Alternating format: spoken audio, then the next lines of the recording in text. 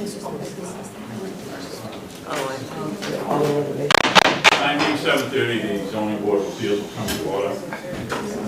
This meeting is being recorded and televised. The listing of matters that are reasonably anticipated by the chair, which may be discussed at the meeting. Not all items listed may in fact be discussed, and other items listed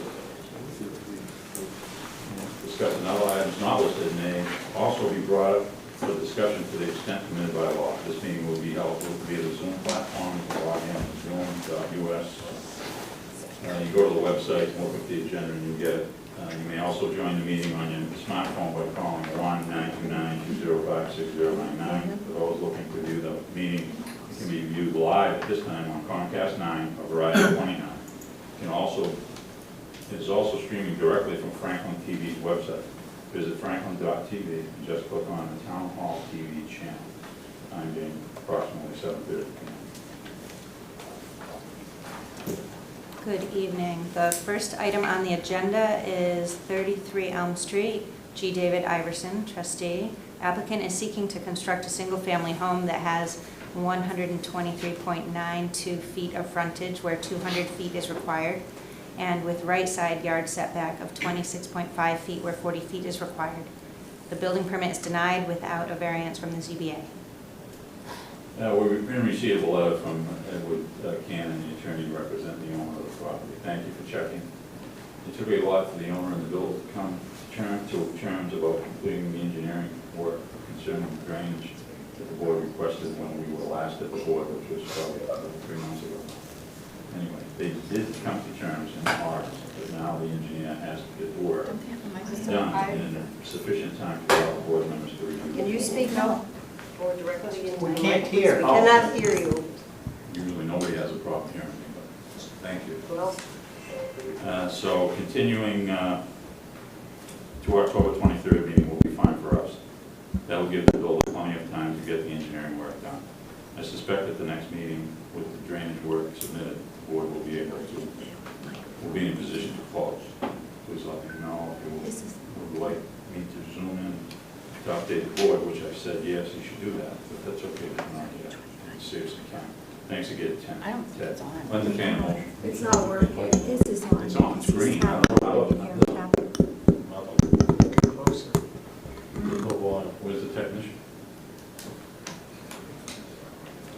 Chris, how do we get the microphone to work? Everything's on. Yeah, I can hear it there. We can hear that. Can you hear that? Can you hear me now? Yes, get closer. Anyway, we're just continuing the meeting. So anyway, I'll entertain a motion to continue this till October.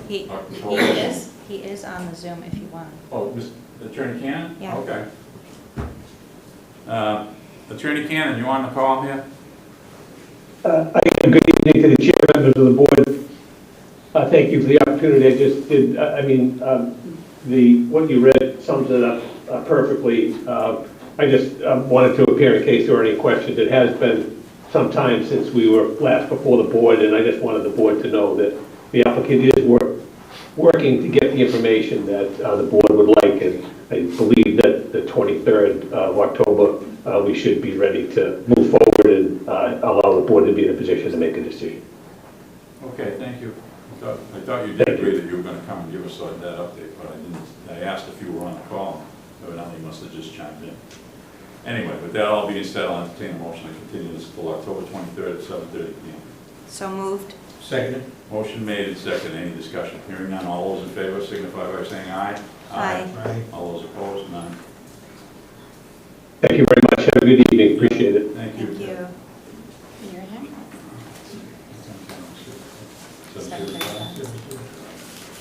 Time being approximately 7:35.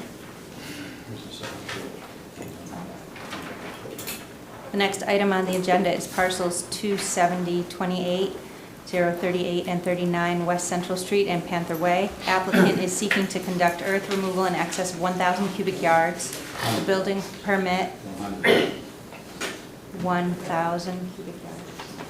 Is it 1,000 or 100,000, right? 105. 104.5, I believe was the original. 108. Well, because it's in excess of 1,000, that's why we're. Oh, maybe. The building permit is denied without a special permit from the ZBA. The applicant's present. Please identify yourselves for the record, please. Certainly. Good evening, Rick Goodrow with United Consultants. Brad Chaffee, applicant, Caver Property Group. Okay, where are we? I understand you got some news for us. Yes, so it has been some time since we've appeared. We have been working with the other land use boards, particularly the Conservation Commission and the Planning Board, working on details relative to the project design, including stormwater issues that were raised by the peer review consultant. Those have been rectified. The Conservation Commission has issued an order of conditions, and the Planning Board has issued an approval for the project as well. What we were hoping to do is just give the zoning board an update as to some of the changes that have occurred along the way. Sure. Chair, Go ahead. I'd like to hear that. Yep. Primarily, changes were made on some things such as I mentioned, stormwater, tree planting, parking layouts, locations of certain site features. I think the project has proposed a reduction of unit count from 49 units to 44 units. There is a driveway that was eliminated, we called it the upper driveway, that ran off the main driveway that came in off of Panther Way. So that was eliminated. Reconfiguration of the unit count was done. One of the comments that we had received from the peer review consultant was to relocate some of the housing units on the end of the cul-de-sac further back to allow for some additional space for parking within the driveway for visitors. That would not potentially cause an issue with the sidewalk and pedestrian movements along the sidewalk. I believe the original application requested an earth removal of about 104,500 cubic yards. We currently have a reduction in that amount to 98,882 cubic yards. And that's a result of some changes, as I mentioned, to the stormwater system, the unit count, site grading, which are reflected on the latest site plans that we had submitted in July of this year. We had submitted revised site plans, stormwater calculations in response to comments so that the board could track through changes that were made from the other land use boards and to address the comments that were raised, as well as comments that were raised during the public hearing process with the Planning Board and Conservation Commission and their members. So that's a summary of where we're at. We'd be happy to have a discussion with the board if you had any questions. Thank you. All right, what's your, obviously, you're gonna take a right out of the project, go West Central Street, you go either way. To 140, correct? Yes. Hours of operation, 7 to 5. Yeah. Monday through Friday, Monday through Saturday? I would say Monday through Saturday. We mostly work Monday through Friday though, but the occasional Saturday might happen. Okay. No crushing, you're not planning to do any crushing? At this time, we are not planning to do any crushing. Huh? We are not planning to do any crushing at this time. Okay, excuse me? What kind of business is it? It's their builder. I know, but what kind of business is it? Are they gonna build a house, or what are they They're building? building Senior Village. Oh, Just okay. got approved. It's just, they got approved. They started back in March, and they just got approved this week. Okay, so. They've been here for a while, but we've been continuing it on because Okay, well, that we're was. reluctant to give earth removal permits until they get an approved project. Okay, So this is where we are now. okay. Still clear cutting all the way over to Highway? Yes. Clear cutting the other way too? We're cutting to the 140 side as well, yes. The clearing limits really haven't changed very much. Did you drop the cul-de-sac back or anything? You still as high as you would? Cul-de-sac's in the same spot it was originally. Okay. The only thing you changed was the road, one of them access roads in there? Correct, You eliminated one? correct. The dead-end road that was further up the hill. So where were we before we got into it? About the crushing? Or planning to do some crushing? We are. Okay, if you're not planning to do we're any not. crushing, that's fine. If you decide you want to crush, then have to come back, we may have to modify the time. Okay, Okay? understood. Thank you. The other thing would be, you got an approved decision, correct? That's correct. Okay. And the, what else am I missing? Mr. Chairman, would you like copies of the approved decisions from Yes, Planning and please. Conservation for the record? Sure. Yeah, well, you got the approval, but let's get it. You know, we got the last one, big one, we got stuck on that one, right up the street there. So I'm trying to figure out a way to, you know, maybe make you get a building permit also. I don't know how that's gonna work. Gus, how would that work? Maybe get a building permit before we start. Mr. Chairman, Gus Brown, Building Commissioner. It's very difficult to hear you up there. So I don't know if you need to move the mic closer or something else has to be done.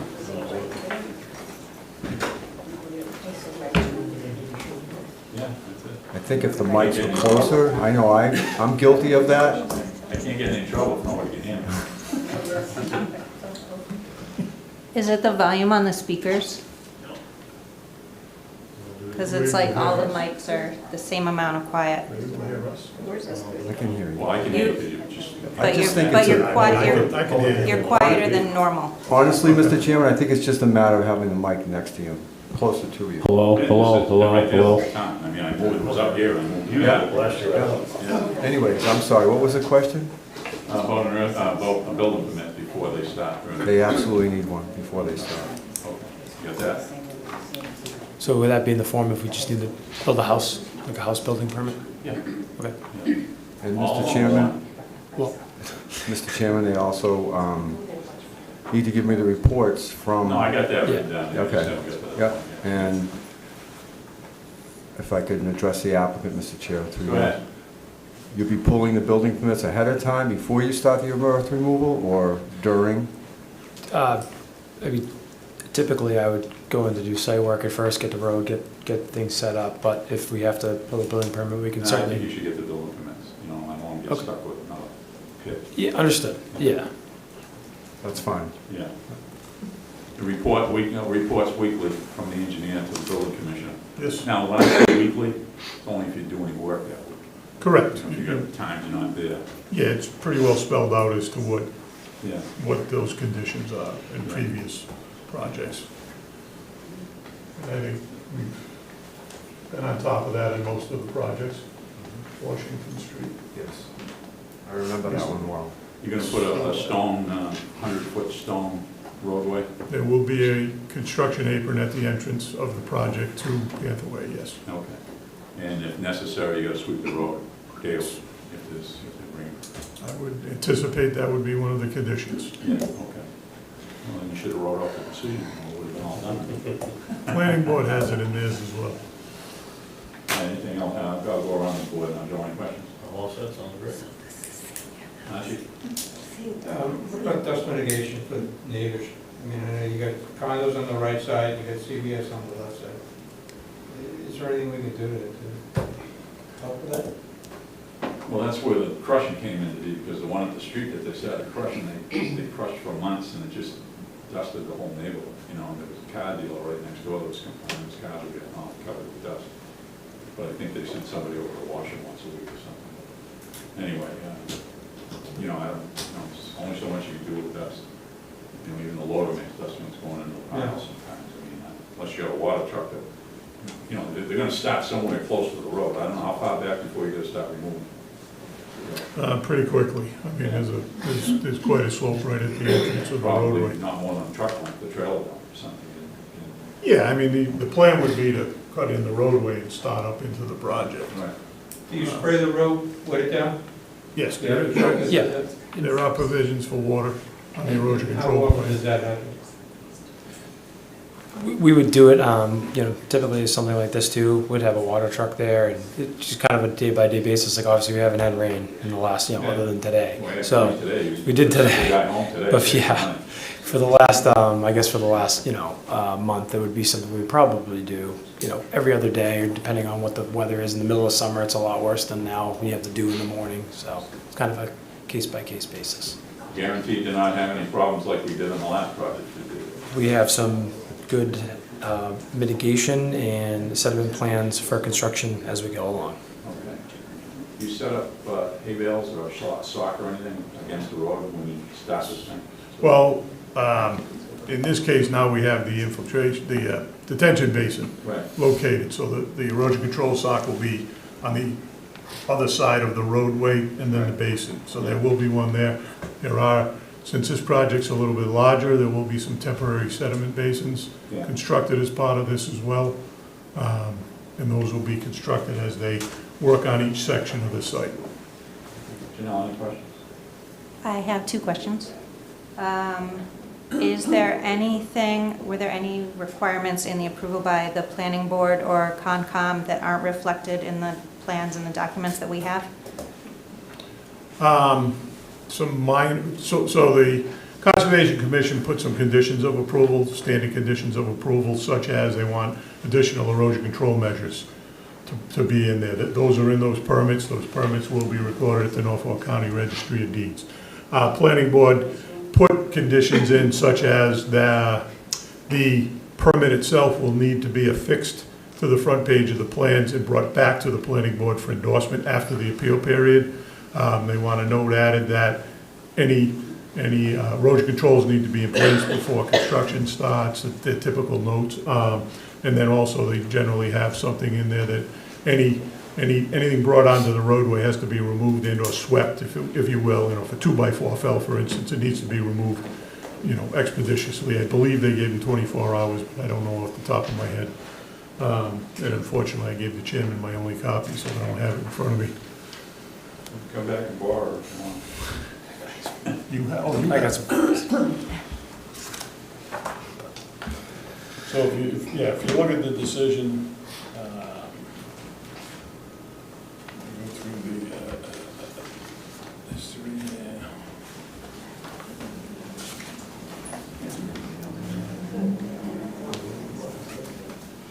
So, you know, for instance, the owner shall provide a entire list of conditions of the certificate of vote on the front page of the plans, and notation shall be made on the plans that all erosion mitigation measures shall be in place prior to major construction or soil disturbance commencing on the site.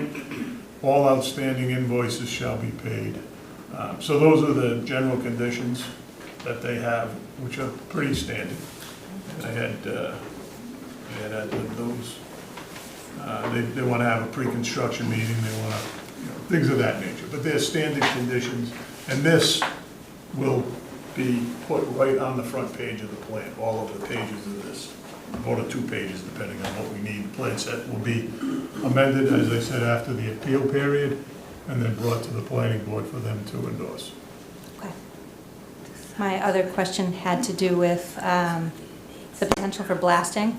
I know when you were here before, we talked about that, and there were some concerns from the neighbors about monitoring, that they had experienced that there was damage to utilities when a past project had blasting, so just not sure how that gets monitored and handled.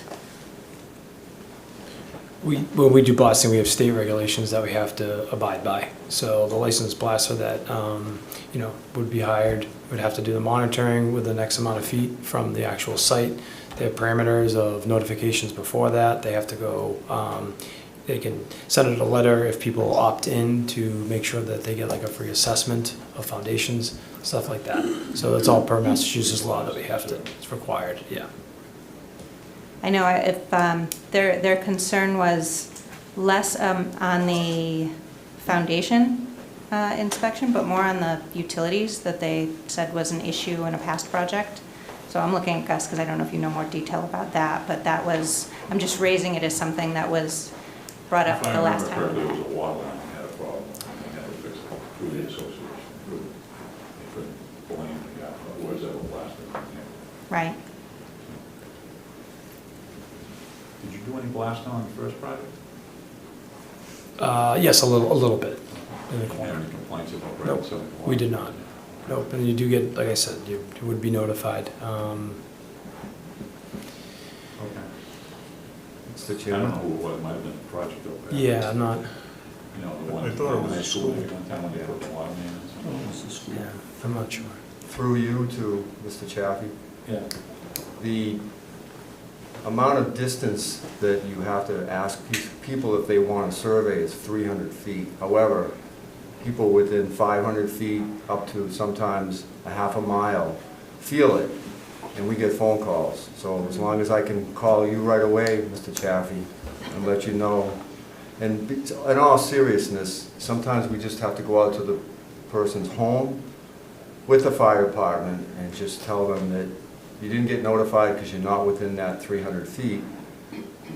But yet we'll still do some sort of a look around to make sure, because it does get people riled up a little bit. And the people that are away from it, that aren't within that 300 feet, can really feel it, and they just don't get why they weren't notified. So whatever you can do to help with that. I know there's a lot of abutters around there, so every little bit helps.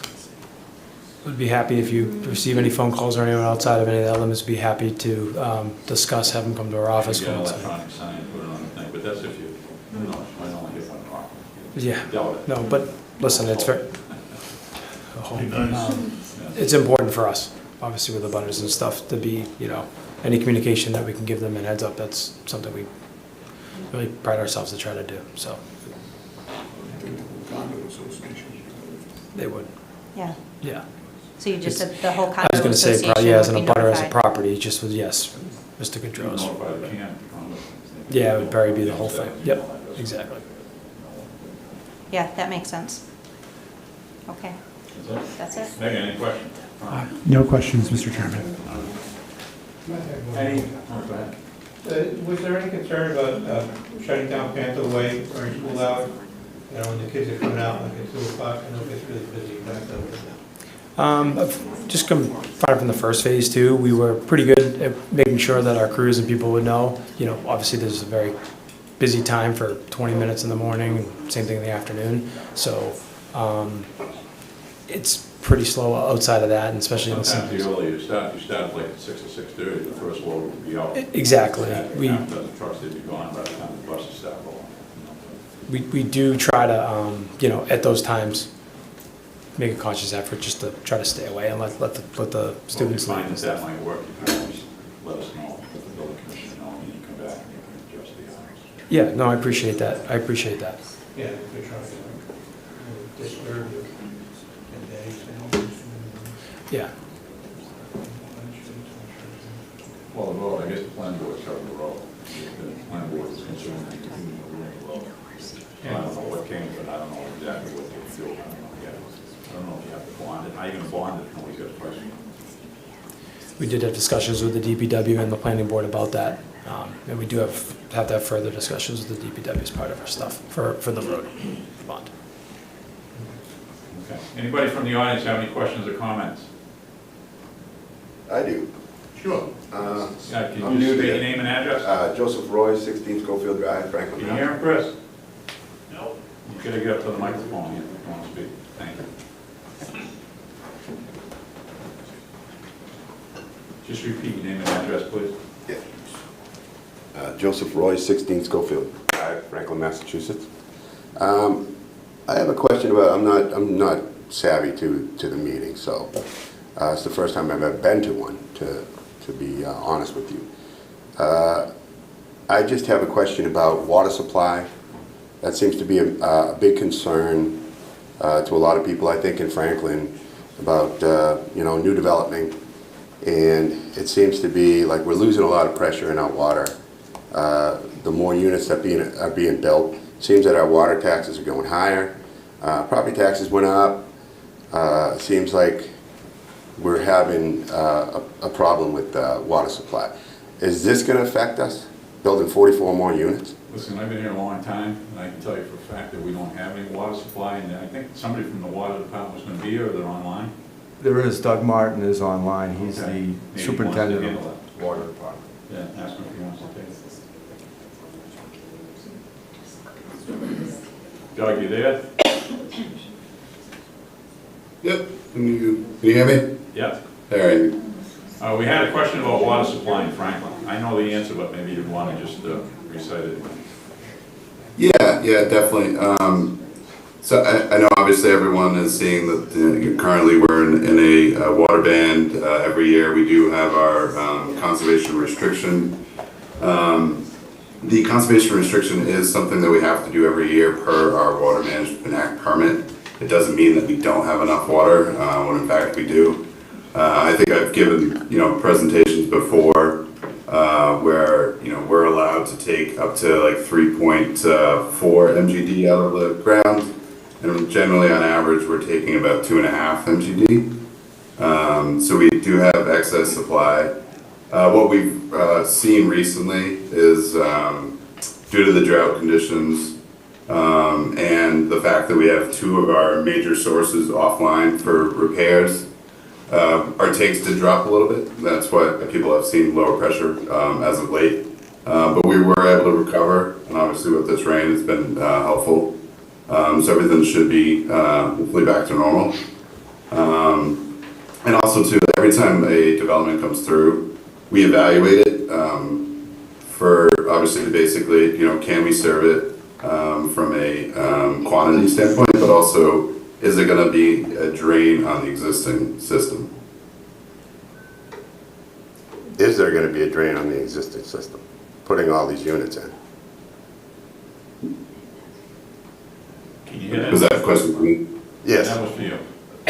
No, I mean, like I said, every time a development comes in, that's something that we are looking at. And if we think that more needs to be evaluated, we have the town's engineer who has a hydraulic model of the system, kind of run that scenarios for us, and we look at all the impacts of what it could cost. So this doesn't impede on pressure, any pressure coming through our systems? I mean, from what I hear from my neighbors, and I'm in a different area. I'm not Franklin Panther Way, but I'm off of Schofield Drive, and we're feeling it. So I don't know where that's coming from. I don't, and I'm hearing this from friends and neighbors that they're having the same problem. There's a pressure problem.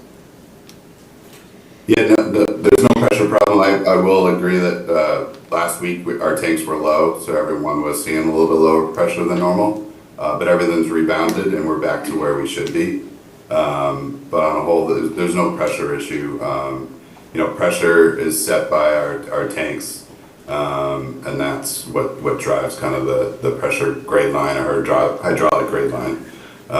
So as long as we're able to keep those where we need them to be, obviously to supply pressure so that we have water for everyone to use, but also for fire and safety purposes. So does this, as far as supply, that's another issue that I have, is that supplying 44 more units, and then we're looking at trying to get Stobarts in there and get another what?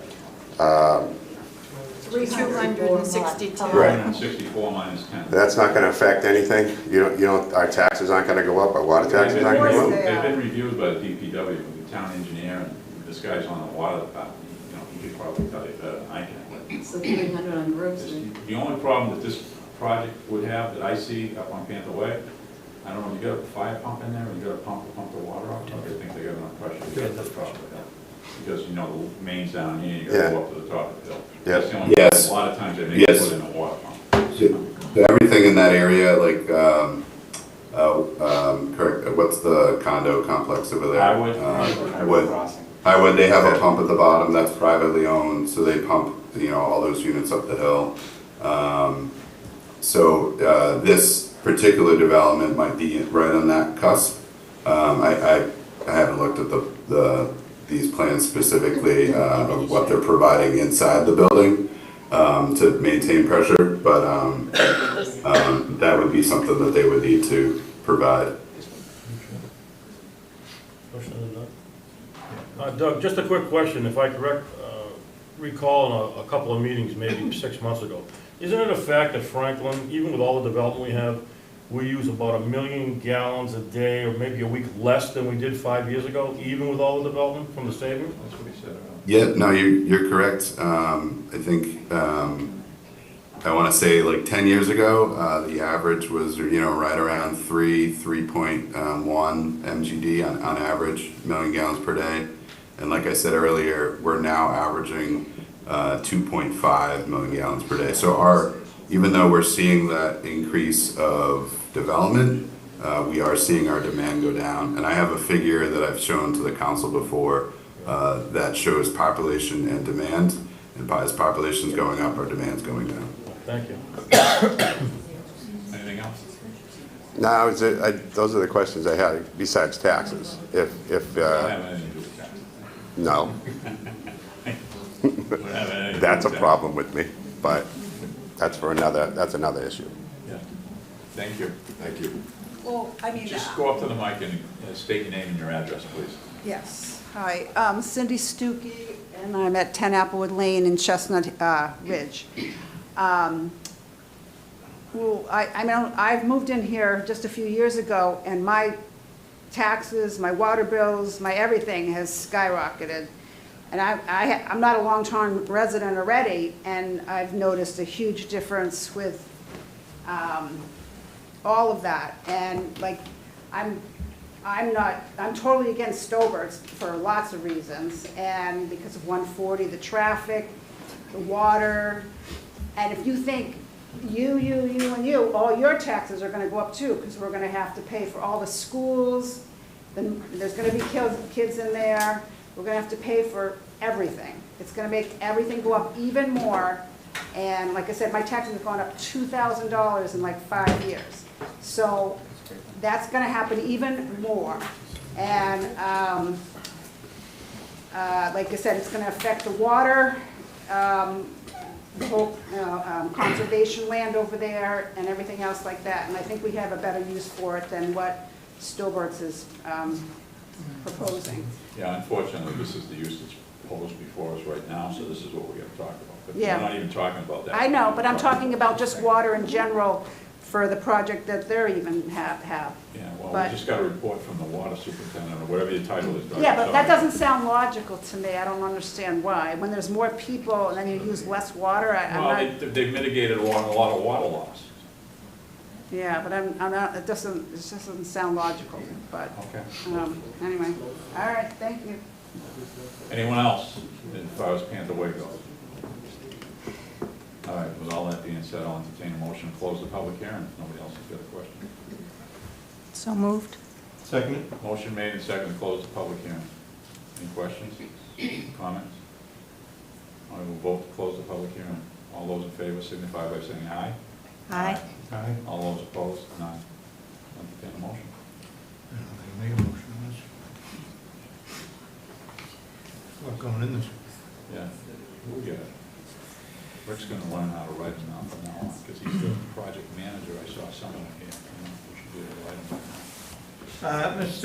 Chairman, I'd like to make a motion to grant the special permit for parcels 270-228, 038 and 39 West Central Street and Panther Way. Applicant is seeking to conduct earth removal in excess of 1,000 cubic yards. The building permit was denied without a special permit.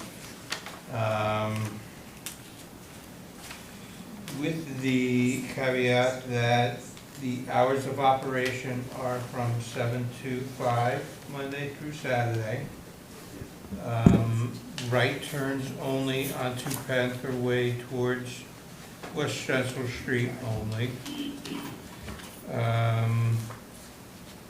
No rock crushing on site. What else were we talking about? Not to exceed 99,000 yards. Reports weekly to the building commissioner on the amounts of earth removed when they actually have work on site. And a building permit before they start. Building permit for housing prior to start of any excavation. Can I cover it, Gus? Good with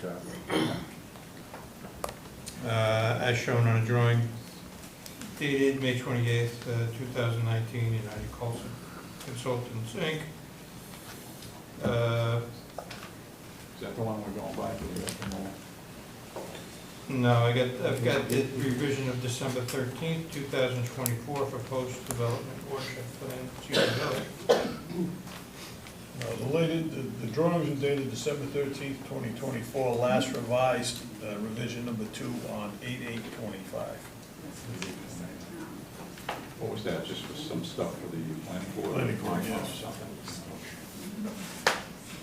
Get that, Casey? Motion made. Seconded. Motion made and seconded. Any discussion? Hearing none, we'll vote on the motion to approve with the conditions as stated. All those in favor signify by saying aye. Aye. All those opposed? None. Thank you. Gentlemen. Thank you. Long haul.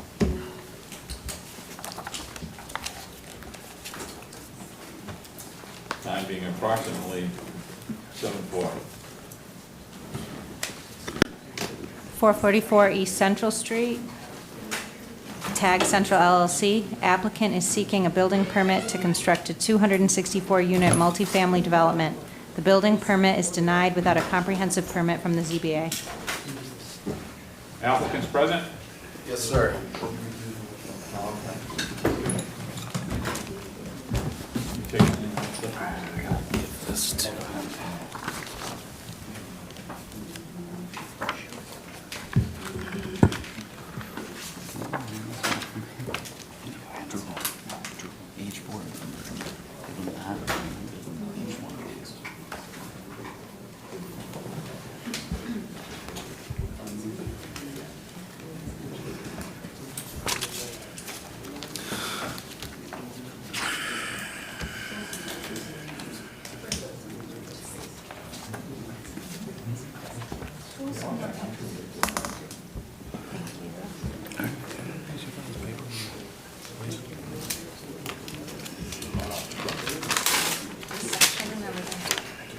Thank you.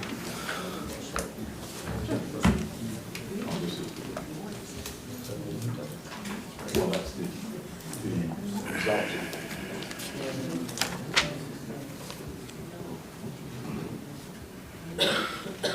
Anyway, just so everyone knows, we're not gonna get too deep in the weeds tonight because they've come up with a new configuration about what they wanna do. You got anything you put on the screen? Yes. Everybody can see it? And he's just gonna go over that tonight, so there's not gonna be a lot of discussion on engineering or all the other stuff, because we just got some renderings today.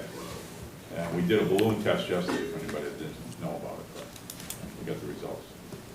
What is a balloon test? Pardon? What is a balloon test? The engineer blows up a balloon with helium and puts it up in the air, the height of the building, the height of the building would be. So that we can see what the height of the building is. People are concerned about how tall the building is, but because they had some different configured buildings, first there were 3 stories with a peak roof, then there were 4 stories with a peak roof. You know, some of the neighbors to the easterly side didn't like that, because there's 3 people that are affected the most on, what is it, Redgate Lane, I think the first one on top of the corner. Yes. And What those about, are the people what that about the mostly. traffic on 140? What about the traffic? We're not talking about traffic right I now. know, We're talking about that's what we gonna- did that's- yesterday. You asked about a balloon test. You only ask All right. one question at a time. Okay. So that's how we put the balloons up, or the engineer put the balloons up. We looked at them, we got video, we got pictures, you know, we know where they were. A couple of the members were there. Actually, well, actually, all the members that are here now were there. And they drove around the neighborhood to see, they went up to Redgate Lane to look, to see if they could see where the red balloons were, and represent the top of the building. So none of you live right around here, right? Pardon? None of you live right around here and are affected by 140? Yeah, I live in front. No, do you live right here on? I own property on 140. Yeah, well, property and living I there. used to live on 140 years ago. Yeah, but I'm not years ago. Well, Yeah. well, what about now? I don't live on Route 140 right now. Right, okay. Yeah, and yeah, that's my point. Anyway, you know, you missed it. Is this your first meeting you've been here for us? No, I've been following this for the Okay. whole thing. We had traffic engineers, we already had a traffic study. Oh, yeah, and I can just imagine. Yeah, well, they're paid professionals. Yeah. They pay right. some, we pay some. I'm Yeah, sorry. right. Question in the back? Just wondering if there is a paper copy of the rendering, or is this just available on screen? I don't know how many extras you made. I have a couple couple extras with me, but only 3 or 4. Yeah, well, just do it. Do we have this online? It will be, Are they online? Yeah, but if it's not yet, it will be posted to the zoning page. Oh, Casey says it's already on there.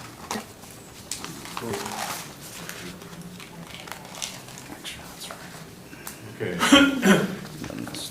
Peter's handing them all by Yeah, I guess he's going to do that for me. Good evening, Mr. Chairman and members of the board. AJ Alavisos with the applicant, Tag Central LLC. I'm joined here tonight by Peter Alavisos, who's also with the applicant, Carlton Quinn of Allen and Major, our civil engineer. Also on Zoom is Braden Drypulcher of Dry Landscape Architecture, who's our landscape architect. So tonight, Mr. Chairman, it sounds like you'd like me to give a brief overview of the alternative site plan that we submitted this morning.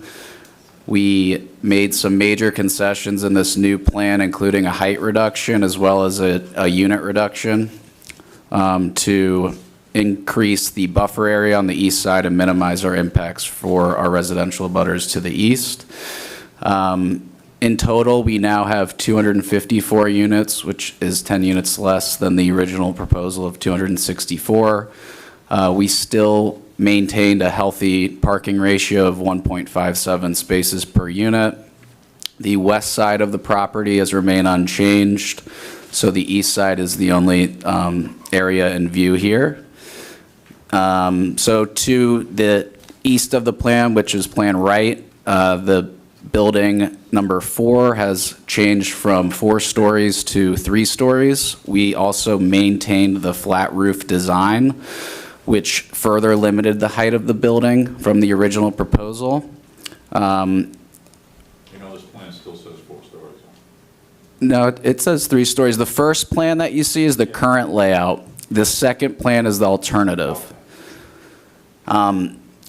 So in addition to the height reduction, we also increased the buffer area that we have along the eastern edge of the property. We did that in a couple ways. One, we took a unit cut in order to minimize elongating that building, to minimize the footprint of it. 2, we added a costly retaining wall, which is here on the middle portion of the site and down to the south. That allowed us to save approximately 30 more linear feet of area and valuable mature vegetation. In addition, we also increased the buffer area in this quadrant as well, in this corner. We still, in the previous plan, made efforts to increase that area, so it didn't increase as dramatically as the south. But I think we have over 70 feet now, nearly, of buffer area at the largest point there. And I think from the balloon study yesterday, thank you for everyone who was able to come out. We surveyed the new limit of work line, and we also raised the balloons in the air. And there's a substantial amount of existing vegetation, but in addition to that, we are proposing to plant a healthy program of vegetation buffer species to fill in the gap, so to say, of that area. I brought my landscape architect. He can dive into that in further detail if you'd like to. I can turn it over to him. It should take him a couple minutes. Sure. Braden? Yep. Good evening, members of the board. So I'm here to discuss the, enhanced vegetation buffer and what that, minimizing that limit of work does to that proposed buffer on the eastern border. I'm just going to pull up a few slides to walk through those plans. Just give me 1 second here. So we put together a strategy to maximize that existing buffer. So give me 1 second, Braden. Do you guys know how to get that on the big screen? Do I go to the Zoom link?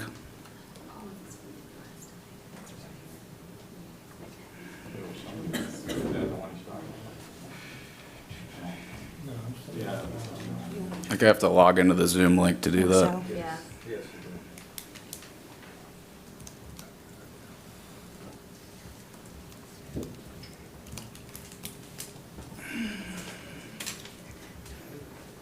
I don't have internet.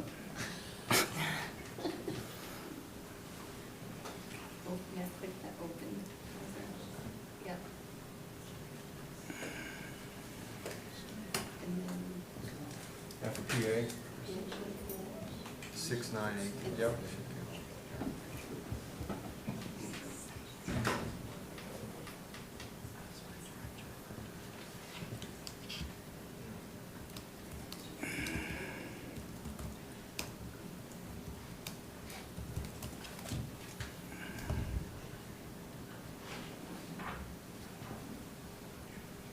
Very nicely done.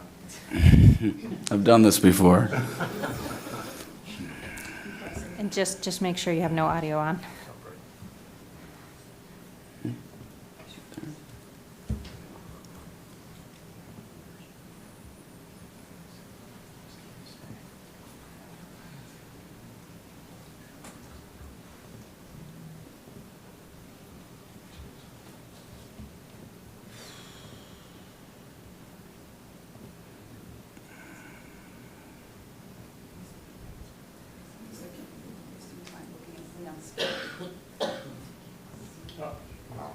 Impressive.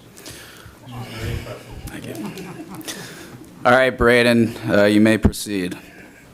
Okay, thank you. So we put together a few slides to talk about that, the vegetation, the existing canopy that we're preserving with minimizing the limit of work, our approach to that. So the strategy really pins on the retaining wall and our ability to stay out of that portion to the east that goes up to the abutters on Redgate. So in minimizing that, we preserve the existing buffer of mature vegetation to the maximum extent possible. In protecting those canopy trees, we provide the valuable screening that they already offer. And we tier that in with infilling and then enhancing that existing screenage, looking to fill canopy gaps where views and sight lines open up towards the abutters, and layering in planting within the already pre-productive screening. So that's exciting from a landscape architecture point of view. The outcome is privacy for abutters, strengthening the ecological continuity at the site, and providing more naturalistic and resilient visual appealing buffers. So what does that look like? We kind of play around with some of the arrangements of how we can fill and blend in the trees into the existing buffer, and then we bring it to life in this exhibit. And again, the orientation of the plans that AJ showed, north is up, to the right of the plan, east is the abutters. The darker line here is that retaining wall that we're able to minimize the limit of work, and we've grabbed 30 feet of existing buffer. So the green on the plan are a variety of different species and trees that we're calling to infill that kind of dense overhead canopy of trees, anywhere from 5 feet tall up to 60, 70 feet tall. In that, we are still providing a vinyl fence, which we have image of, that kind of snakes through the existing trees all the way along the site, and that would be 6 foot tall. And just to get an idea of where we were before, the yellow line that you can kind of see hazed in the back was the previous limit of work, where now the red line shown on the plan is the new limit of work. So the green plantings are the enhancement, and the new line shows the existing and what we were able to maintain. The next slide speaks to the preliminary plant palette. So we're looking at kind of a native species plant palette with dense screening plants and trees 40 to 100 feet tall at maturity, in a mixture of some understory trees and native shrubs that we already find within that area to really add a layered, dense screening to that, the abutters property. And finally, the abutter screening exhibit that we're showing here is just that vinyl screen fence. Some of you might have seen it in the past. That location stays primarily the same. It's gotten a little bit longer on the property line, and this is just an image of how we weave it through the existing buffer, with an idea of what kind of color that we're trying to blend the vinyl into a more naturalistic look. And with that, I'll pass it back to AJ. Thank you very much, Braden. With that, just to conclude, I think we proposed a plan here that, in coordination with the board, presents the least number of units of any of the alternatives we proposed, the shortest building height, the largest buffer, and the least impact to abutters. So we are pleased with how the site plan culminated with this process, and we look forward to answering any questions the board may have. Thank you. Archie, any questions? So, looking at the new plan that you have here, the parking that you have behind building 4, I guess it's right where the parking garages are, is that where the field is? If the dumpster to the right of the 5 standard space garage, which is garage 48, yes, that's where the field is, right in that corner. I'm good, I just want to get my bearings on Janelle? Yes, thank you. On the tree buffer, is it intended to be a year-round green lush wall? Well, that's, Is that something that Braden can speak to? I know you showed some coniferous trees, but it's mostly deciduous that's there now, so curious about what the plan is for the infill. Yep, I'm happy to speak to that. Again, Braden Drive Vulture. So we're proposing, currently we're proposing 20, I believe it's 27 evergreen or conifer trees from hemlock, spruce, or firs. And those will, be strategically placed within the canopy gaps of the larger canopies, very intentionally in the areas that have the largest gaps. And then some of the infill on the lower levels would be, larger rhododendrons and things like that. So we believe that we're going to be able to truly impact any sightlines in from the abutters and out from the new proposed development. and Braden, could you just show your plan again real quick and touch on the survey markers and the coordination you did with the Allen and Major survey team? Yeah, no, I think it's a great question, and I think, to AJ's point, during the site walk yesterday, Allen and Major had gone out and laid stationing along the proposed retaining wall looking east into the abutters. And you can see those marks on the plan throughout here. So each one of these is represented by an image and kind of an understanding of what the understory is.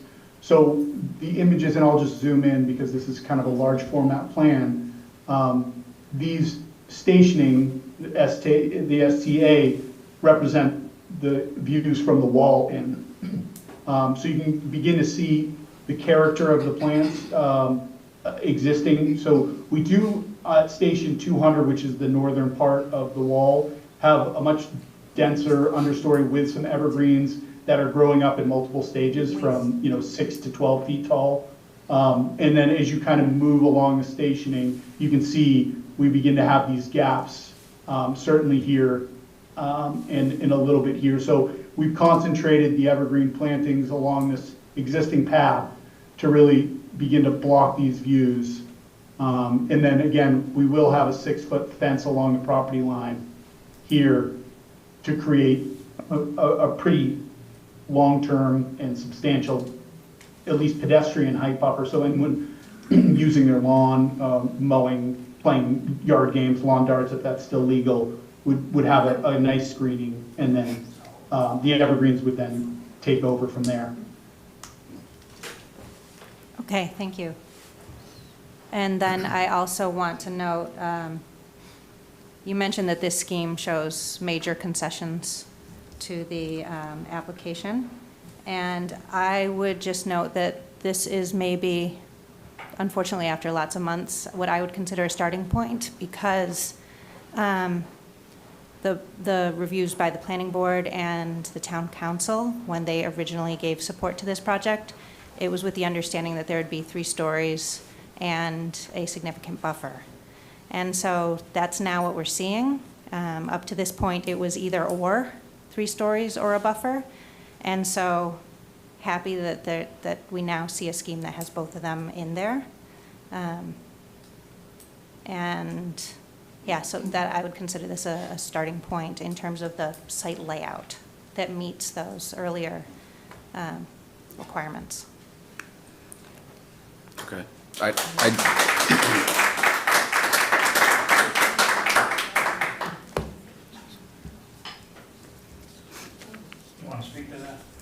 No, we're okay. Thank you. Any questions, comments?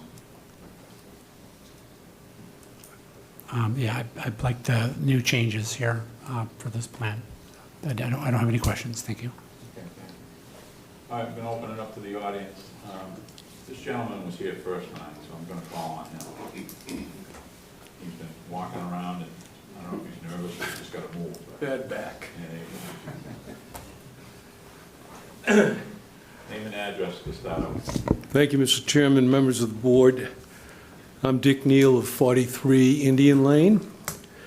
Growing my family in Franklin has been a completely positive life experience. Our 2 children benefited from K through 12 public schools in Franklin. Franklin Police have been terrific over the years. Franklin Fire Department, with their fabulous EMS, have visited my home and transported me on several occasions.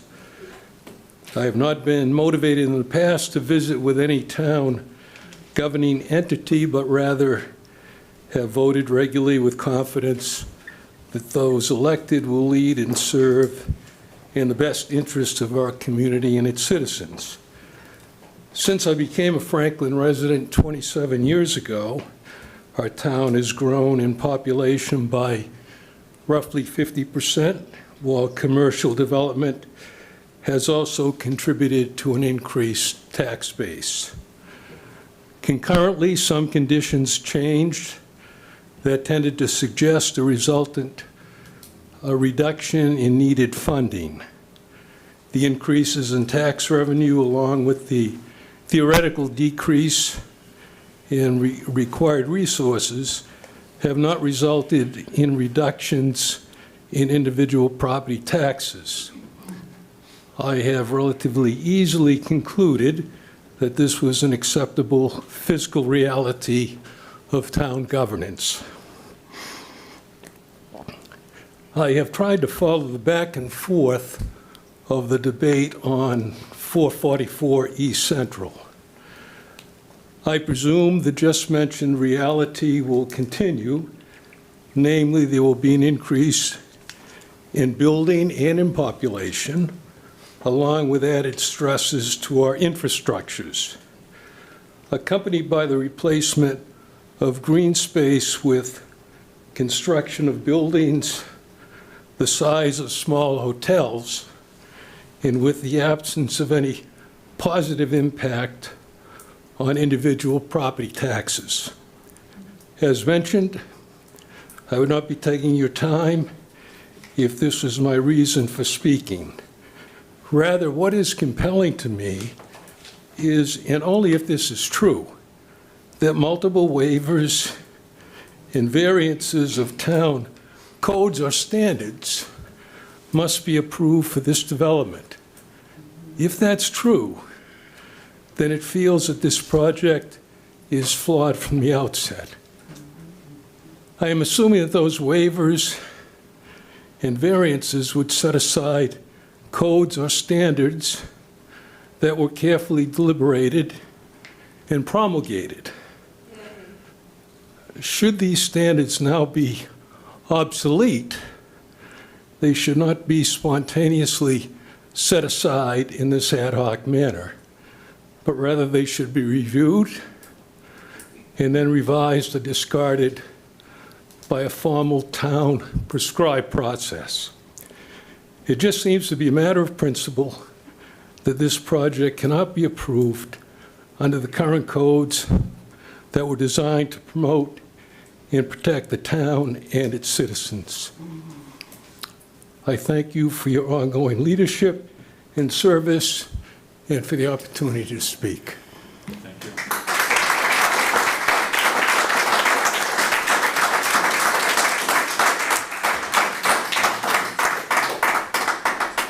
Just so if anybody knows, I forgot to put the timer on, but he just hit 3 minutes now.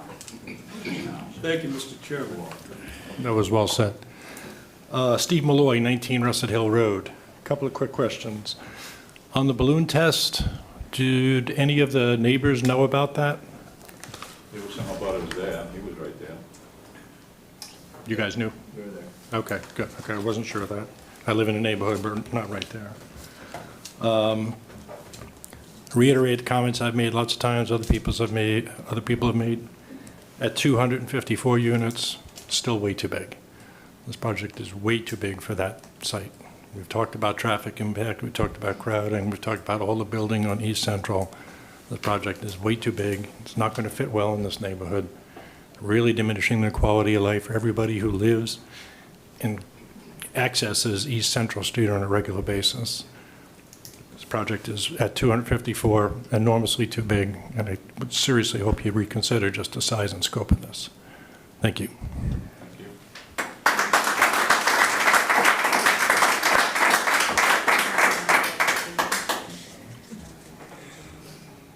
Oh, there's somebody online. Okay. Gene, online? Can you guys hear me? Oh, you in Yes. Aruba? Yes. Can you tell by the Mr. tan? Balloon Show, Gene. I was disappointed you weren't there. We All have right, pictures, first- we have pictures of your house from the balloon test. Yes, and I actually, my neighbors took pictures, they took video, so they kept me informed. And thanks for doing that. And I want to start off by saying that I agree with Janelle's comments about Jesus, we finally got there. At least some of the things that we were talking about early on when this was first proposed, 3 stories and buffer. So great that we got to that point. My first question was, I couldn't have raised my hand, I didn't know how to raise my hand, and I had a question for Doug around the water from the last public hearing. I just wanted to bring this up. We keep talking about this in Franklin, we have plenty of water, but the state basically prohibits us from using that water. So my question is, why does the state prohibit us from using that water? And if we were to use the water that we want to use, would we have plenty of water in the town of Franklin? And I wonder if Doug could answer that question. So I guess the first part of that question is why does the state limit the amount of water that we can use? So kind of gets back into a lot of history. I think back before the Safe Drinking Water Act, towns had registered water use. So basically what that was is, you drilled the well and you were able to get so much out of the well, and they said, all right, over the last 5-10 years you've been able to pump this much out, so that much is registered. And then going forward, what we've had to do is permit any additional capacity. So the town has both registered water and permitted capacity. So registered is ours, can't do anything with it. Permitted, that's what changes, right? So that's what's in our Water Management Act permit. And as part of that permit, we are on the last 5 years of our current 20-year permit. As part of that permit, they dictate, and this is a back and forth that was had, a while ago, and we're going to have it again when the permit comes up. They dictate, what we have to do for conservation, and this is across the state. It's not just a Franklin thing. You look at every municipality, every water authority has a Water Management Act permit. And in that permit, they dictate what you have to do for conservation restrictions. And we do have one of the stricter ones, but all the other towns with the new permits are heading in that direction. 1 day a week watering, and it's all just so that we're conserving a resource for not only for Franklin, but just, as a state as a whole. It's just good, financial water policy. With that said, I think your second part of your question, Gene, is if that wasn't an issue, right? If we said we don't have to do the restriction or we're just going to ignore it, do we have enough water? I think we do. What we don't have enough water for is all the lawn irrigation that happens. And I can show you, and I think, I don't know if I did, Gene, for some of your requests, but I can show everyone, between the hours of midnight and 5 a.m., the amount of water that is used on irrigation, and we see it in our tanks. So what you're seeing now is when these developments like the one over at 440 Central and others, they're buildings, right? So they're not single-family houses. There's, limited irrigation if they have any at all.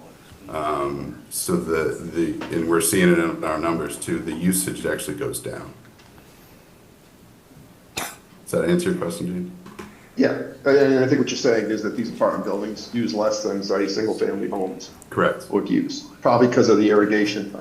All right, but I think it's kind of a chicken and egg thing, which is that we have plenty of water because we do conserve, and we need to continue to conserve in order to maintain that.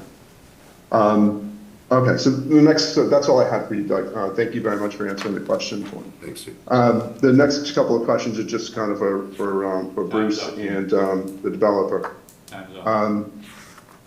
Well, because most of the time is taken by Doug answering the question. No, that's how it works. You ask a question, you get an answer, and if there's any time left over, you can make a statement. So. My next two Why don't we questions just are going to There's be a couple of people are going to standing be up quick want ones. to talk. I'll come back to you. All right, fine, that's fine. I'm okay with that. Okay, Larry Schluger, 9 Applewood Lane.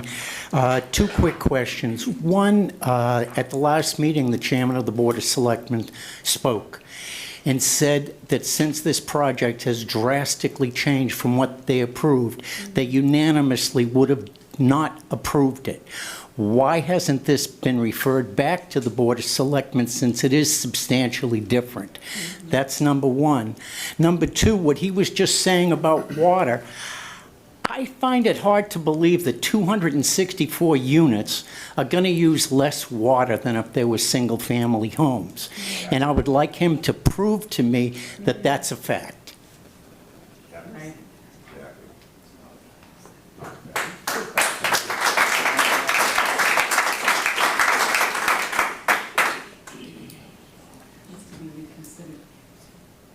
I had an answer for your first question, but I forgot what it was. Well, the Board of Selectmen. You said the selectmen. We don't have a board of selectmen. We have a town Oh, council. town We're actually a council. city. Okay, so the town We're actually a council. town, but we're a city. But they voted to unanimously deny it after seeing these new plans. Right. So Yeah, why but shouldn't it go not back? Not these new plans.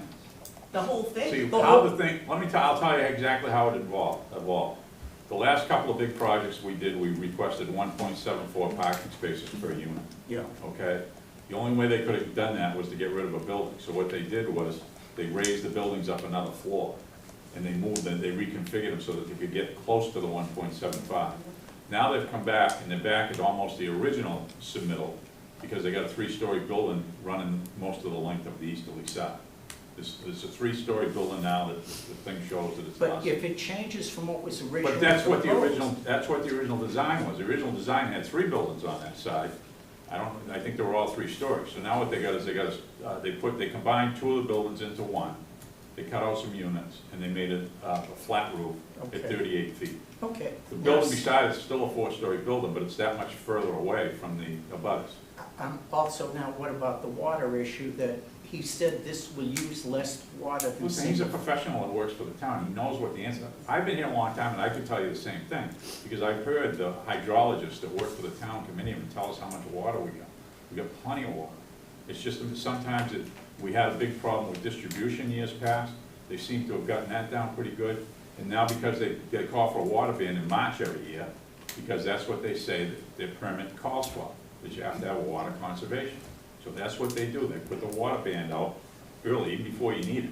You know, April showers, I bring in flowers, understand you know, that, but my point is, how can you say that 264 units are gonna use less water than maybe 8 single-family homes? No, what he's saying is 264 units in an apartment's gonna use less water than 264 houses. Okay, but you can't fit 264 houses there. No, but you don't know how much, I don't know how much water they're gonna use, but he says But it's it's less. gonna use more than if there were single-family houses built on the lot. You can't build single family. It's It's not zoned for it. It's not zoned for condos either. See, everybody misses the point after we go on for months like this. This piece here, let me just explain to it how it works. We had a piece of land up on Grove Street, we approved 330 units up there last year or so. That was proposed because it was an industrial piece of land, 32 acres, looked beautiful, had apple orchards and everything else. They, you know, with all the people that have been looking for commercial land or industrial land in Franklin, you think that piece would have been bought up long ago. It was for sale for 25 years. But it didn't sell. Because the reason why it didn't sell was because you couldn't use it for an industrial use because it had some wetlands fingers that ran through there, a little stream here, a little stream here, a little wetlands area over there. So people who want to build 40Bs look for these type properties and see how many units they can get on it, and they can configure the buildings to fit in between so they can get around, you know, they meet the wetlands regulation. And that's how they're built. And that's the same thing over here. This is zone commercial. You couldn't do anything commercially because, and I don't know if you missed it or not, but I've said it before and I'll say it again. This is the most environmentally sensitive site that we've ever had to deal with. And it's still in the Conservation Commission. It might be there another month or two, I don't know. But, you know, they're going through it. They took over the stormwater management. So we're waiting for them to come out of their, you know, get through their process.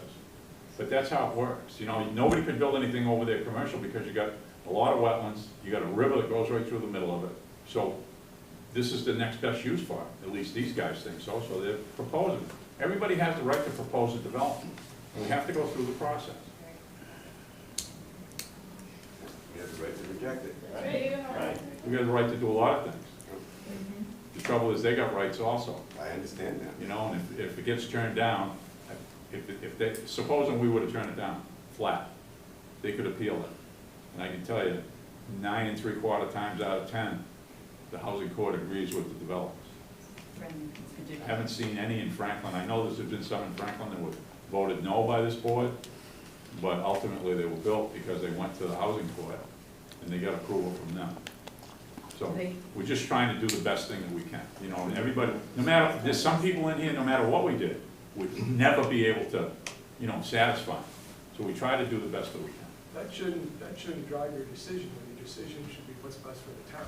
There's nothing driving our decision yet. We haven't made a decision. No, I understand that, but you're almost saying we're afraid to say no because they'll appeal it and we're going to lose anyway. Well, I'm not afraid to say no. Do the other projects have 30 waivers that had to go through? They all got waivers. That's why they're here. This is That's why 30. they're here, because they couldn't be built for what they're zoned for. So they go for a comprehensive permit. And the states would say, I mean, it's too bad we didn't have the peer review attorneys here on both sides. They could tell you better than me. But they could say that, look, it makes it unfeasible to build it with going through the, because the waivers that they're looking for, they're not, we can't unregulate anything that's proposed, you know, that's in the state regulations. All they're looking for is relief from the local regulations, from the Conservation Commission. That's what they're looking for. And what would happen is now, and I've seen it happen before, is once you go through the process and they go, and if suppose we turn them down, or the Concom turned them down, they'll just go to the state, the DEP, and 9 times out of 10, and 9 3/4 times out of 10, they get approved there. So, I'm telling you, we're doing what we do. I know, everybody thinks it's easy. We just sit here and say, okay, we decided tonight, no, we're all done. Oh, we vote to turn you down. It doesn't work like that, I'm sorry. Okay, go ahead. I'm Carrie Landry. I live on Moore Avenue here in Franklin. If anybody knows where Moore Avenue is, it's between Hillside and Lincoln and Pleasant, and it is a speedway. The traffic problem on 140 is a real big problem. What you're doing, first of all, Franklin is the best town I've ever lived in, and I've lived in 7 states in my adult life. I've been here for almost 20 years, and it is hands down the best town I've ever been to or lived in. It is getting worse, and over the last few years, the amount of building of apartments has driven the traffic on 140 up so badly that I don't get on 140. You know what I do? I take back roads through neighborhoods. You know what's happening on Moore Ave? People are cutting over to avoid 140, and it is literally a speedway. You are killing the vibe in Franklin with all the building that you guys have approved, all the apartments that this board has approved over the last few years. You are killing the vibe in Franklin, absolutely killing it. This was a wonderful town. Now you can't even drive on 140. Thank you, and thank you, gentlemen over here, for what you wrote up. That was very good. Thank you.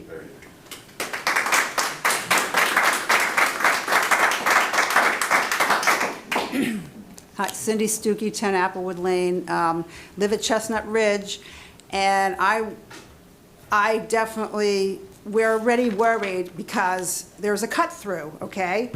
And our road is private, so who's going to watch that for us in Chestnut Ridge when everyone learns that you don't have to go that way, you can cut through Chestnut Ridge on our private road?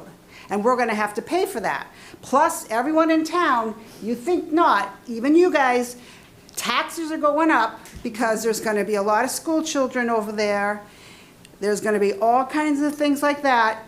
And we've already voted no on the last bill, the override. And it's only gonna get worse because it's gonna, you know, I mean, and I love children, my goodness, I have children. And, but everyone's taxes are going up, plus, like I said, all the traffic, it's gonna be horrendous. And then, as Chestnut Ridge, what are we gonna do?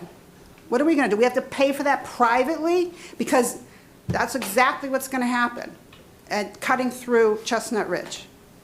It's exactly what's gonna happen. And is he gonna pay for that? No, because he doesn't care. The whole project doesn't care. He doesn't have to pay for it. You're more than welcome to put a gate on it. Yeah, right. You know how much that money that is? Listen, I don't know how many condos are over there, but Yes, but that's not the point. That we shouldn't have to do that because everything, like she said, traffic has been, you know, reasonable and people don't have to go around. But they, you know, they will learn about it, and I'm announcing it here. But it's not a joke. And We're all already going around. Yeah, As far as the yeah. gate, the fire department doesn't really want it. it's up to you people. We've inquired of the fire department, and they say they don't want it. Yeah.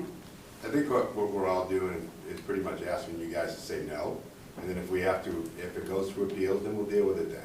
Okay. But at least we have you guys on our side with this town. John Johnson, 23 Northern Spy Road, Franklin. Thank you all for, you know, this forum. I think there's, you know, a lot of great points have been brought up. You know, the question I'd start with is I'd like to know what Gene's questions are. Yeah, I'm getting back to him. I just wrote his name down, so I didn't forget. Okay, all right. But, you know, so we moved here about a year ago from Cape Cod. And yeah, the traffic on 140, I have not seen anything like that except for a Sunday trying to get off Cape Cod. We really don't have traffic that's that bad on Cape Cod, but This used to be the main road to Cape Cod at one time, Route 140. Really? There was no 495, it was 140 to 106, and it didn't matter. Well, it's definitely, it's hard to get out of our neighborhood to get on the 140. It's like, you know, hope and a prayer, really. Especially taking a left. Oh, yeah, it's brutal. But, you know, I have two young kids, 4 and 6 years old, and it was great to hear that story of that gentleman who raised his family here. Great to hear the other families that have had great experiences with Franklin, and I look forward to that. That's why we moved here. We saw a lot of hope and a lot of greatness in Franklin, and that's what drove us here, and I just want to have that representation. Thank you. Thank you.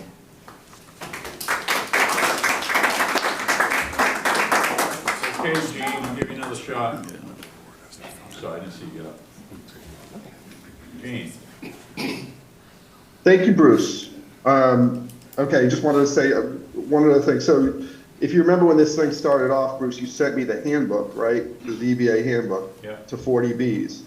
It says in the handbook, the HAC will not overturn local denial of a comprehensive permit if the city or town meets one of the statutory minimum or another safe harbor under the Chapter 40B regulations.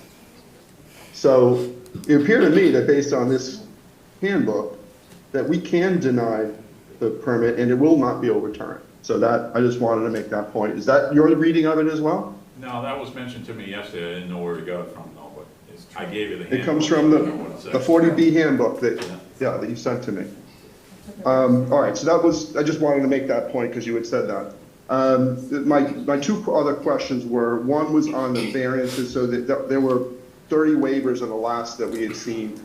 Can we get a list of or has there been an updated list of waivers that are being requested for this project? We haven't really talked about them yet, Gene, at all. Oh, okay. So I assume that then there's still 30 or somewhere around that. The last thing was the letter that was published dealing with the storage tank. in the letter, it says that in the town bylaw, that says that, that basically says we're not supposed to have storage tanks within zone 2 unless it meets certain criteria. It says in there that we don't define the term storage tank. I think it's self-defined. It's a storage tank. Okay, I don't think it needs to be defined, and I think the kind of letter is. Gene, hang on 1 minute.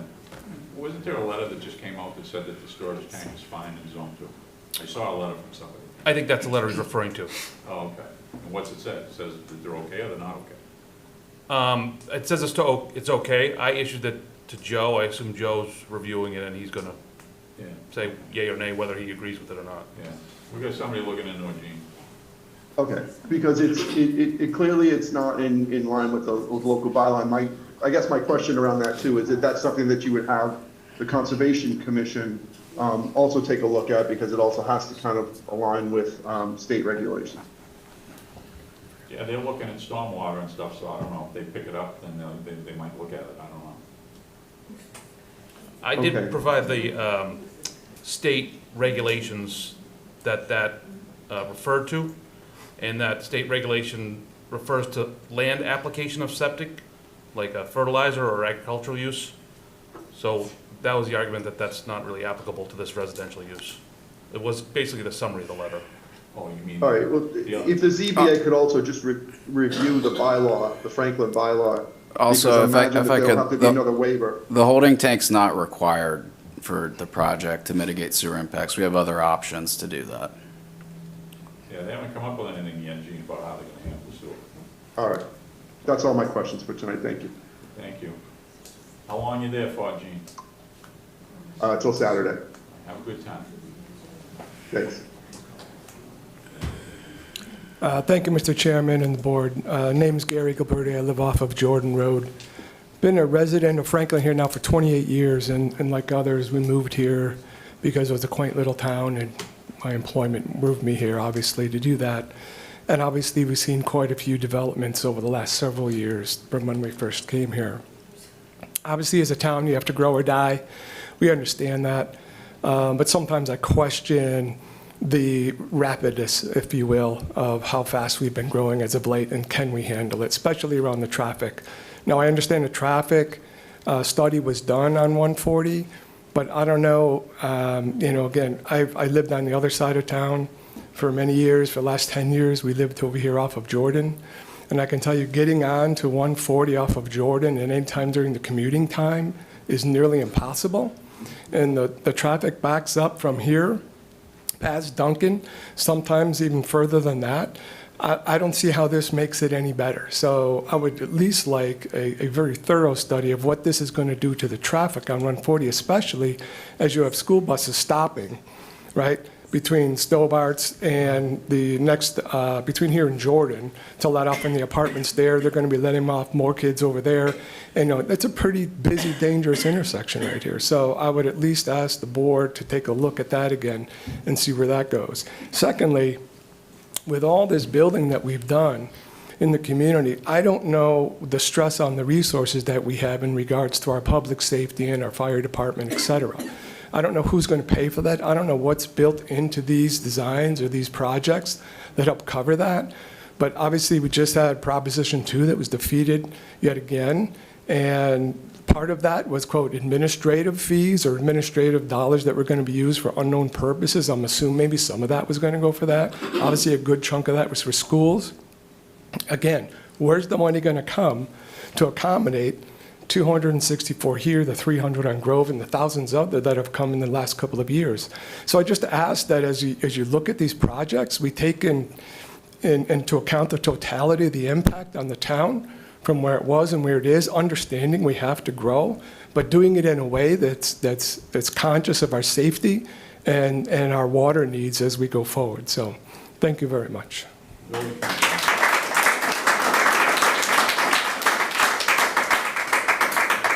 fortunate we have the building commissioner here. Everybody mentions about how much we've built lately. How many houses have we built in the last year? I'll get back to you in a little bit. Okay.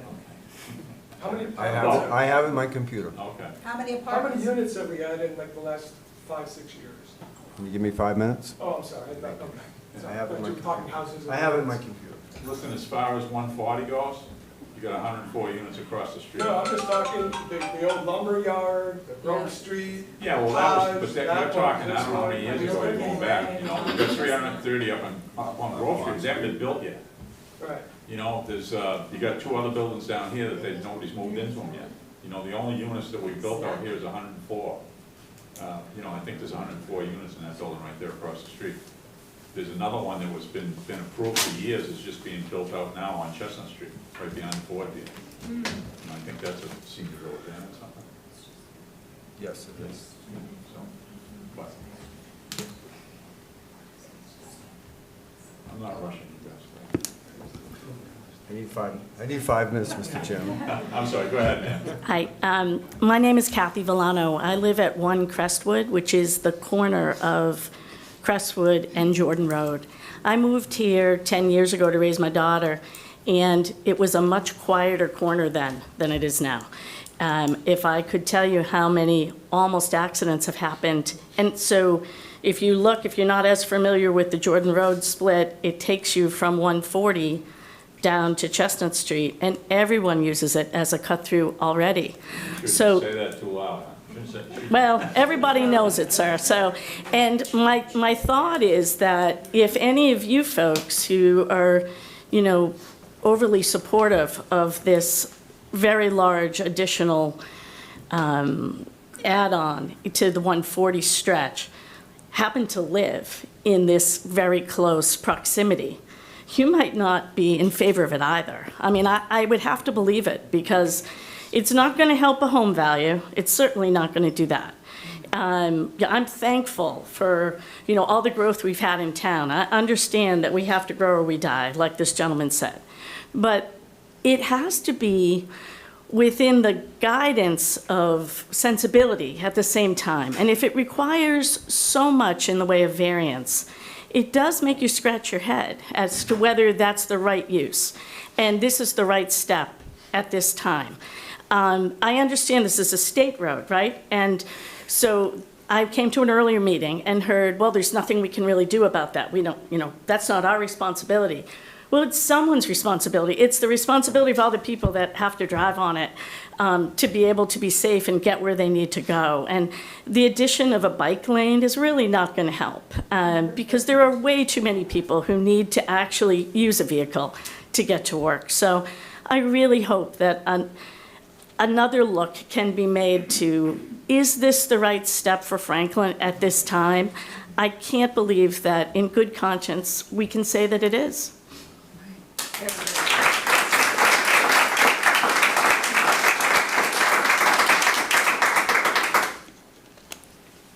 Hi there, Laurie McCaskill from Stewart Street.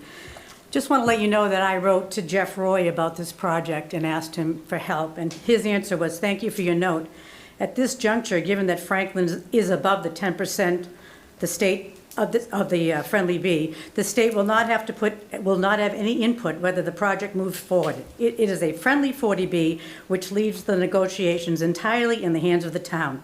Should anything change in that regard, I will weigh in on any involved state agencies. So he said because this is a friendly 40B, they don't have any input on this project.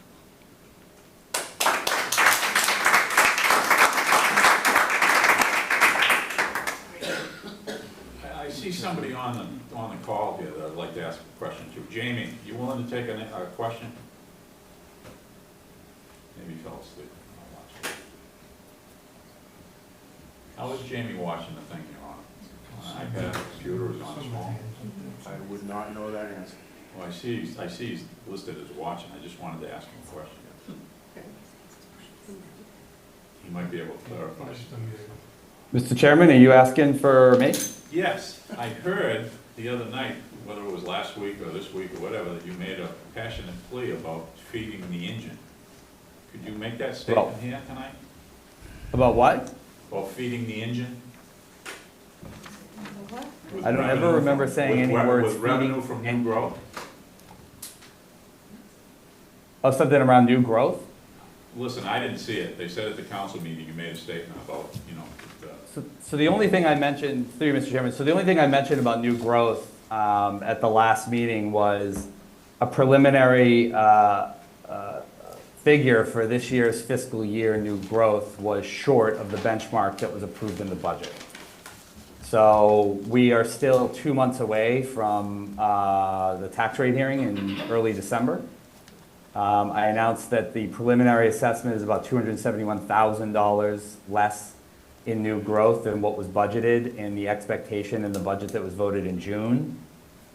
If that number doesn't, obviously, as you know, Mr. Chairman, is if you don't meet that number, then of 1.1 million, which was in the budget for this fiscal year, then we might have to make other budget adjustments or make some other adjustments or cuts down the line if that number is not met. But throughout the month of October and part of possibly November, we'll get a revised update from the Board of Assessors to see if they've captured that revenue through new growth up to the 1.1 million that was budgeted in the FY26 budget. And Mr. Chairman, as you know, you're pretty knowledgeable about all of these matters. I've made mention many times at budget meetings throughout the last several years that we had a record-breaking new growth numbers, maybe 3, 4, 5, 6, 7 years ago, and we've lost probably about $750,000 in tax base because that new growth number has declined over the last couple of years. Now, I did mention that some of those factors are just because of interest rates and supply chain problems, costs, labor, all those issues, of course. And so that's what I mentioned. I don't think I said anything about feeding the engine, but obviously moving in the future. And I also mentioned at the council meeting that new growth is not completely just new construction, okay? In fact, most of new growth comes from private property, residential and commercial owners who do things like, new kitchens, additions, swimming pools, driveways, improvements to their property. And as the reevaluation process goes on, the Board of Assessors will capture that revenue and new growth on a day-to-day basis throughout the calendar year. So I did talk about that at last week's council meeting. I hope that answers your question, Mr. Chairman. Thank you. Yeah, I didn't see it, but I heard about it. You mentioned new growth, obviously. I can tell you we know what, where I the can extra tell you money what you're comes from. referring to if you want to know. What, Gene? I can tell you what you're referring to. What Jamie was kind of said was that, you're either gonna grow or you're gonna pass overrides. The towns that don't want to grow, like Milton, have passed an override. But it's kind of like one or the other. I think that's kind of what you had mentioned, Jamie. Gene, you're correct. That's a good memory. I did mention that, when you're trying to have a high level of services that people clearly desire upon the requests that we get from people throughout town, whether it's schools, DPW, roads, traffic enforcement, EMS, you name it, great senior center. In order to have those services that people love, and our citizen satisfaction survey did confirm that, people certainly love our library, they love our public safety services, they love our schools, et cetera. The towns that are passing major overrides are also those communities that have tried to block MBTA communities, right, Gene? I think I mentioned MBTA communities, a few things like that. You did. Is kind of what's there, and unfortunately, Natick passed a huge override, but they've also tried to challenge some of those laws. Needham challenged MBTA communities, they passed an override. So if you don't want to invest in yourselves in the community through those means, which is certainly understandable and it's not a critique, then sometimes, and it's not just development like apartments, it's also commercial development, it's also private residential development, and single home development. I mean, to grow some level of tax base, you have to grow as a community if you're not going to invest in it through other means. So Gene's correct. I did mention and made some comparisons to those as well. All right, Jim, I didn't mean to put you on the spot, but I heard, somebody mentioned it, so I saw Yep. you were on the call, so I figured I'd clarify. Not a problem, Mr. Chairman. Appreciate it. Thank you. I just saw the hand on Zoom, I don't know if they're. another hand up? She's been up for a while. Oh, I'm sorry. Go ahead. I see people that don't see my camera. I see Gene. Christine. Who's the woman on the call? I can't- Christine. Christine? Wait, we can't hear you. Over there, Christine, yeah. Christine, you muted?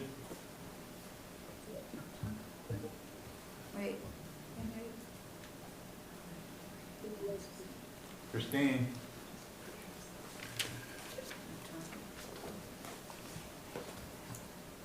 Go ahead, we'll get that. You might be able to step away. Thank you, Mr. Chairman. Thank you to the board for allowing me to speak and for all of us to speak as well. I just want to put a spotlight on Janelle. When you said that this is just a start, that really resonated with me. We've been talking about this project for a very, very long time. You've all seen me get up at these meetings again and again and again. I was very happy to see that the project has been amended, but it's almost nearly back to the original plan that was accepted by the town council into the LIP program, which many of the residents did not like it in that format either. Removing 10 units is nice, but it's still way, way too big for all of the reasons that people have mentioned. Just because the TC invited you, them tag into the LIP program, I understand that perhaps there's an expectation that they might be able to continue and be granted the waivers for the project. But I would just like to say, once again, I don't think that's a good idea. Once again, I will propose that TAG LLC consider condos, low-rent apartments with an option to buy eventually so that we can continue to have people invest in the community. So that's my preference, is not apartments. And then I'll just leave with a question. I work in Westwood, and I saw an advertisement in my building that the TAG buildings right here across the way are advertising a lottery for low-income apartments. And I assume that that's something beyond any of your control, but I wonder if in Franklin, if part of the reason that we're using the Friendly 40B is to get more low-income apartments or housing, is there a way to make it that the lottery would just be open to Franklin residents? So that's my question. No, they can't just do that. They could maybe put a percentage, I'm not really sure how that works. Okay. You got a department in the town, could probably answer the question. Okay, thank you. Josh, did you get that answer yet? Oh, that was forward. That was 80-63. Okay. Hi, John McCaskill from Stewart Street as well. Jamie kind of opened the door to a conversation that I think, having been to a few of these meetings, is well past discussion, and that is, we understand that the town just went through a very contentious override and denied it twice. I don't think we've put on paper anywhere, or I at least have not seen anywhere, where we've estimated how much income is going to be generated to the town from the tax rates from these buildings that are going up versus what it's going to cost us. And so police, fire, schools, I didn't realize until Jamie just said it that there's a good chance we're not going to make the budget this period, which could mean additional layoffs or cuts to the town. So I'd like to understand where in the town would we get that group together to talk about, here's what this is going to cost us in the town, and here's how much we're going to have to pay beyond what this income, the income that's going to be generated from this project. What's it going to cost the town? I'm sure somebody could figure it out. Christine, did you figure out how to unmute yourself yet? Anyone else? I mean, we can unmute her. Hang on, Gene. I got to just call on. Somebody else is just walking up to the mic over there. Go ahead. Dominic DeLeo, High Ridge Circle. Two quick questions. One, appreciate the balloon test. I don't know if most of the people know what a balloon test is, but I'm sure that's one spot for the height of the building. I'm sure these buildings are 300-400 feet long. It's actually 4 spots. 4 spots, okay.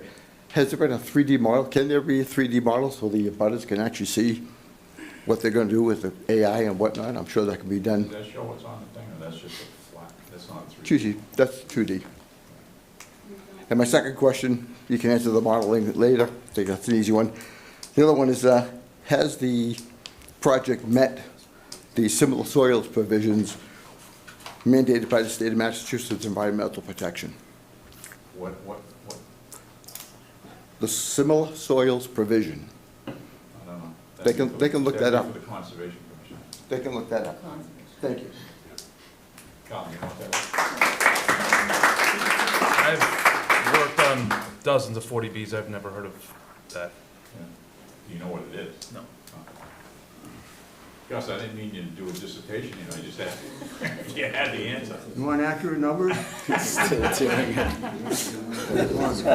kind of think that there's going to be less than what people think, but I don't know. I take this very seriously. Yeah. Well, just think you'll have it from this point on. So the question, Mr. Chairman, through you, the question was a certain period of time, or per year, or what would folks like? Well, whatever you got written out, start with what you got. Over the last 5 or 6 years? Or however long you have it back, I'm just curious. It seems to be that in the last probably 5 to 8 years when things have really escalated, but really over the last probably 5 or so. I'm sure there's been projects in the works for many, many years, but the ones that are actually feasible. I'll do 5 years back for you, okay? So in, hold on one second. This would be the single-family house count, which is different than the multis, which is what AJ is applying for.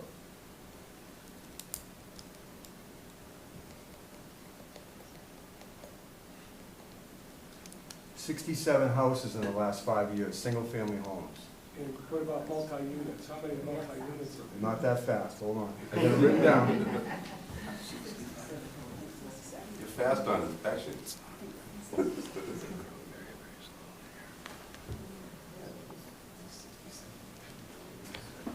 532. Multis. So far. 532. In 5 years. That's units per year. I'm sorry, for the past 5 years. That's anything over a 2-family home. Could be a triplex. I know on the old sewer beds off of Pond Street, that was 99 units. That's included in this as well, in that 532.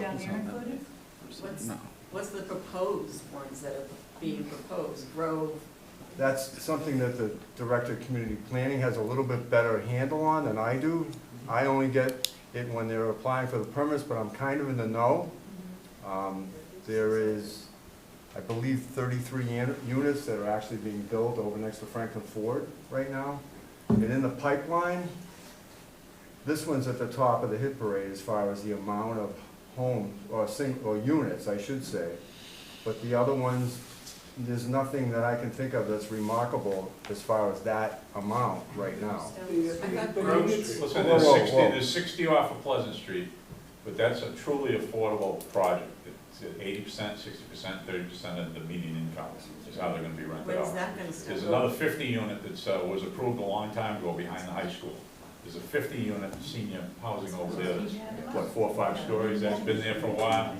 And they got this, the town donated the land to have this done, they just got a grant or something, they put some water mains in, or some pumps or whatever, to help this new project going out. I think they were on the finance list or something, they were actually in here a couple of weeks ago, looking for us to amend some of the rules for the finance. I guess they're having trouble with banks not trying to finance things too. The old lumber yard was, isn't that like 500 or so units itself? No. The one on Grove? No, the one on Dean Avenue. That was either 65 or 275. There you go. So then it makes it higher then, no? No, that was counted. Is that? That was I don't know if that was in the last 5 years. How long has that been? That was 2019, and I did not include that. 2019, yeah. What about all the new ones on 140 right now, all the gray ones? There's 104 across the street that's, I think it's 100% occupied now. You got another you got 14 condos that are there, I call them the erector set, on the corner of Lewis Street, because when they're built out of steel. The other building, I think, has got 32 units in there. I believe so. That's included in that 532. Daniel Street and Lincoln Street, there's something big going on. How much taxes? That was a 40B. The one on Lincoln Street, like Trooper John Berry Way, that was approved 20 years ago. Steve, that's included, but that new amount because they just pulled permits for that second phase next to Kevin, you know who I mean. He had the basketball court at his house on Lincoln Street. Oh, Rafferty? Rafferty. Yeah. That's, abuts up to that, and that's included in this. There was a piece when they first came in, they built the first section. Yeah.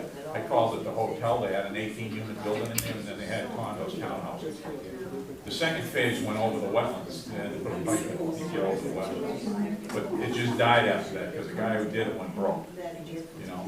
But that one, actually, that one was on the boards, or before the board, with the one that was up on Grove Street that we approved a year ago. That was back in '08 that they came. Well, we turned the one on Grove Street down, so don't say we never turned one down. That one we turned down because the town administrator at the time wanted the Lincoln Street one to be done because they were getting money to upgrade Casey's Field, you know, infrastructure in the area. Anyway, sounds like everybody wants to talk to themselves. Anyway, anybody else got a question before we wrap this up? Steve Huston, 10 Wampanoag Drive. Just, could you give us some idea of what the process is for getting from here to a final vote? Well, we just gotta wait until they just come up with a new design now. I mean, it's basically back to the original design, so I don't think it's gonna be a lot of different engineering or whatever. And we talked to that, they're still in Concom, you know, and I doubt they were gonna do anything until they finish there, you know. And there's another thing that might hold it up too, because we're out of money now, so we need some more money. I don't know if anybody mentioned it to you. No one mentioned it to me, but just let I us. just found out today. Okay, got it. Just let us know and we're happy to provide additional funds. So it can just drag on for years. There's no time limit on how long they can go, you know, because they went to the Concom, and then the Concom had a problem because the conservation agent had a baby, you know, good luck, you know, but she had a baby, and she hasn't, I don't think she's back full-time yet, right? No, so, you know, I think she's back working, because I understand she's accepting emails and stuff like that, but Yeah. I don't know when she's gonna be back full. And I don't know that that's held up anything, but they have a certain way of working with their peer review. You know, like, these guys can't contact the peer review directly, they've gotta go through the Concom or Brico. So does ZBA have to wait for all these other committees to finish? I mean, who's running? Because, you know, one of the big things here is the waivers that, I'm just curious as how they're gonna get through Concom without getting waivers from us first. But I suppose one of these days they're gonna bring it up, they wanna talk about the waivers, you know. But we're trying to get the layout down, you know, we're back to where it started. You know, and you gotta remember, when this first came in, it looked to some people like it was gonna be a boom to the income for the town, or some boom for the income for the town. Because it was permit fees, this, that, and everything else, and people were gonna be there, and tax revenue, even though it might not be as much as a condo project or something like that, but it's got to provide some kind of tax revenue. And as far as somebody else's question about what it's gonna cost with the schools and everything else, we can't consider any of that. We can't put that in, we can't put it in the decision, if that's the way we vote. Right, because you're zoning, right? Yeah. That's, Well, it's not our purview, it's nobody can do it, you know, nobody, it's just, that's it. You can't put it in the decision, because that would be a reason for the state to overturn it. The state has no voice in this. The state doesn't have a voice in this, according to Mr. Roy. The Yeah. state. I mean, if the I state, don't know, I heard he was before the council, and he had 3 different kinds, he had friendly 40B, unfriendly 40B, and what was the I other can one? send you the letter, I can send you the letter from him if you'd like to read it. But that came from his office, that since this is Yeah, a okay, I'm friendly not sure what he 40B. does, I'm not sure what he has to do with affordable housing. You know, different That people in that the legislation. state doesn't have a voice in whether or not we pass this. Okay. okay, well, thank you. Yeah, you will. What's that? Oh, Gene, I'm sorry, one more time. Sorry, just wanted to make a comment about, because we were talking about the new growth. You know, first of all, I think you hear from all these residents who come up here and speak, and they're so eloquent, and I really am thankful for that. When we bring up the idea of new growth, I don't think the town of Franklin is against new growth. I don't think that we've had that issue. But, you know, we've come across this project and a lot of apartments, and we've added all those. And I think what Jeff Nunning said, like on that first night that he came up, was like, hey, we've had enough now, okay? And I think that's what the people of Franklin are saying over and over again to you is we've had enough. Let's stop this, especially with this 40B, this friendly 40B process, which is not needed anymore.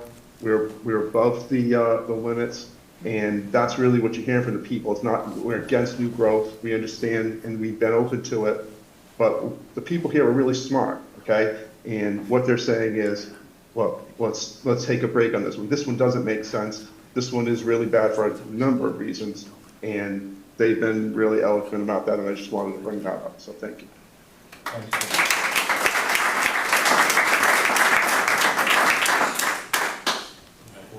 going to continue this until October 23rd. Okay. No problem with that. Okay, yes, that's fine. That's. Anyway, anything else, Gus? Carried all them books up in the health county. I thought the computer would be quicker. Yeah, I was quicker. Hi. Must have learned by now that it's never quicker, unless you already got the answers in there, you're looking for.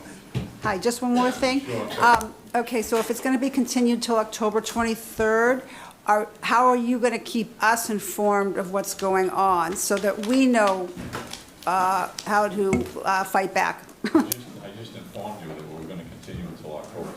I know, but what's happening in the background so that we can stay, you know? Well, like I said, we're still waiting for them to go through Concom. You know, we haven't even had a discussion on the waivers yet. I'm sure that his attorney will call our peer review attorney, and they'll talk about it. You know, I know that his attorney called our attorney 2 months ago and told him to start working on a decision, but, you know, and he just laughed at him and said, you know, we're not anywhere close to being that close. Okay, I just want to so that There's actually a time limit that goes on, and it's 180 days from the time we have the first public hearing. In other words, when they apply, they get some special privilege. They get to have their first hearing within 30 days. If we don't have the first hearing within 30 days, they can go to the state and say, well, I want a constructive grant because they didn't hold the first hearing in 30 days. You know, and then everybody talks about the safe harbor. The safe harbor might have been a good idea, but somebody, I'll just say this, was screwed up. And I'm not sure that March 27th, which was fell within the 30 days, we had the first meeting on March 27th. I'm not sure that that counts as the first day that we had a public hearing. Because the next meeting we talked about the same thing over again on May 8th.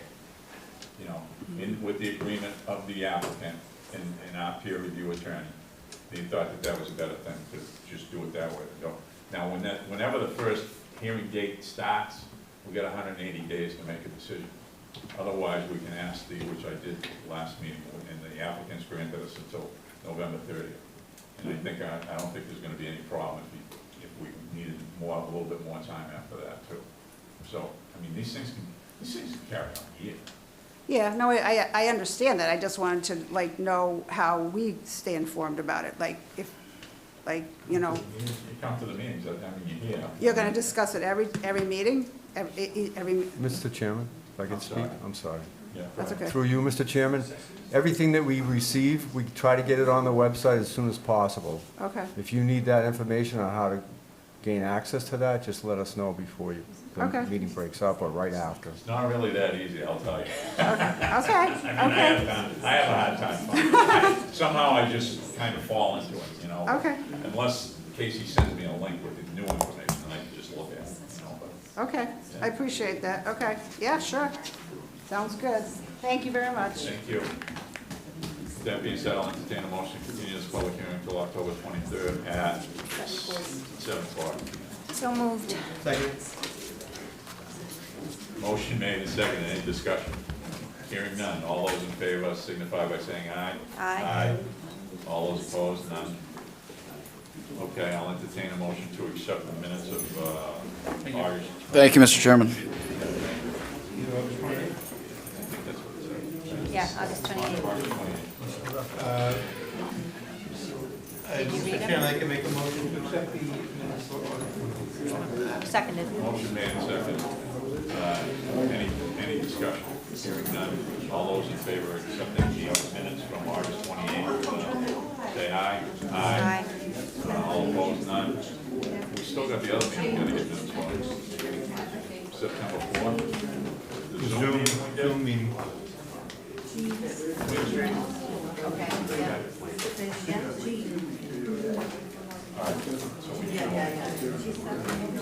set, Casey, nothing else? Like to take a motion for adjournment? So moved. Motion made and seconded for adjournment. All those in favor, signify by saying aye. Aye. All those opposed? Aye. Good night, everyone. Good night. Thank you. Good night. Is that Jean? The one that was written. Yeah.